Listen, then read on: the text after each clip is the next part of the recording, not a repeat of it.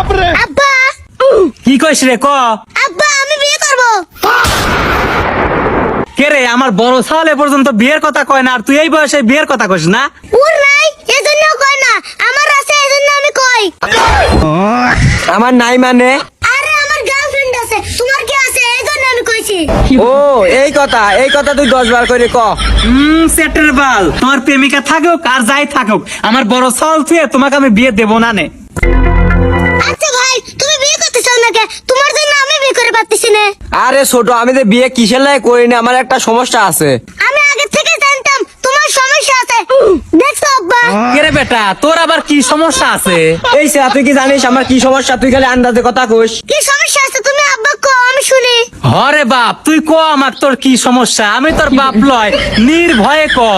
না আব্বা কবলে আমি, আমার শরম করে। দেখছো আব্বা, বড় ভাইয়ের মনে কি সমস্যা আছে এজন্য করছে না। শোন বেটা, শরম লজ্জা করিস নে, এ যুগি শরম করলি গরম ভাত পাওয়া যায় না, বাপ মা হইলো বন্ধুর মতন, কয়াকলা দে বেটা, শরম করিস নে।